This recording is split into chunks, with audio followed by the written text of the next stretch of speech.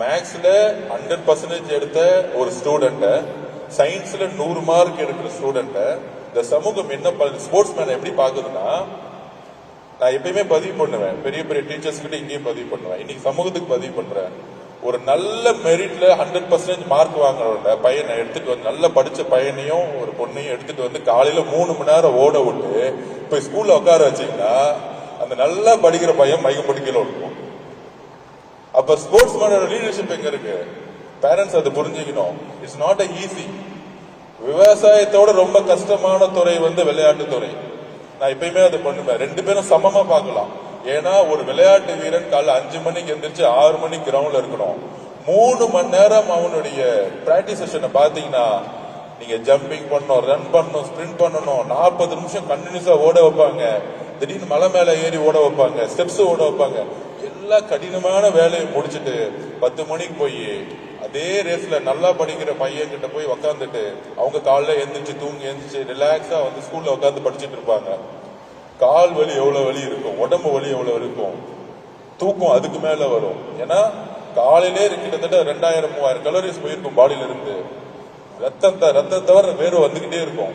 அப்படி இருக்கக்கூடிய விளையாட்டு வீராங்கனைகளுடைய மன வலிமை எங்க பாதிக்கப்படுதுன்னா, அந்த படிப்புல போகும்போது அவங்களுக்கான சரியான டைம் கொடுக்க முடியாது. அப்ப அதுக்காக தான் மாண்புமிகு பள்ளிக்கல்வித்துறை அமைச்சர்கிட்ட பேசணும். படிக்கக்கூடிய பசங்களும் விளையாட்டுக்கூடிய பசங்களும் ஒரே கிளாஸ் ரூம்ல உட்கார வச்சு படின்னு சொல்றதே தவிர அவங்களுக்கு ஸ்பெஷல் அட்டென்ஷன் கொடுக்கணும். அந்த ஸ்பெஷல் அட்டென்ஷன் கொடுத்தாதான், ஏன்னா தமிழ்நாடு ஜெர்சின்னு போடும்போது இந்த மாநிலத்துக்காக ஒவ்வொரு விளையாட்டு வீரர்கள் விளையாட்டுகள் விளையாண்டுகிட்டு இருக்காங்க. அப்ப அந்த ஸ்பெஷல் அட்டென்ஷன் கொடுக்காம மற்ற மாணவர்களோட சேர்ந்து கம்பேர் பண்றதே தப்பு. அப்ப ஒரு நல்ல படிக்கக்கூடிய மாணவனை பார்த்து உன்னால 100 மீட்டர்ஸ் நீ 10 செகண்ட்ஸ்ல ஓட முடியுமான்னு யாராச்சும் கேட்டிருக்காங்களா? ஆனா ஒரு விளையாட்டு வீராங்கனை பார்த்து நீ ஏன் மேக்ஸ்ல 70 மார்க் எடுக்கல அப்படின்னு ஒரு கேள்வி மட்டும் சமூகம் கேட்டுக்கிட்டே இருக்கு. கண்டிப்பாக இங்க இருக்கவங்க சொல்றேன், விளையாட்டுல நம்பர் 1 இருந்தா நம்மளால படிப்புலையும் நம்பர் 1 இருக்க முடியும். எழுதி வச்சுக்கோங்க. இந்த தாழ்வு மனப்பான்மையை தூக்கி போடுங்க. ஸ்போர்ட்ஸ் மேன்லாம் படிக்க மாட்டாங்க, அது கிடையவே கிடையாது. நம்மளுடைய போக்கஸ் 100% ஸ்போர்ட்ஸ் இருக்கு. ஏன்னா நம்ம தமிழ்நாடு விளையாடுறோம், தமிழ்நாடு விளையாண்டு இருக்கும்போது தமிழ்நாடு ஜெயிக்க வைக்கிறோம். அது மாநிலத்துக்கான ஒரு பெருமையா இருக்கு.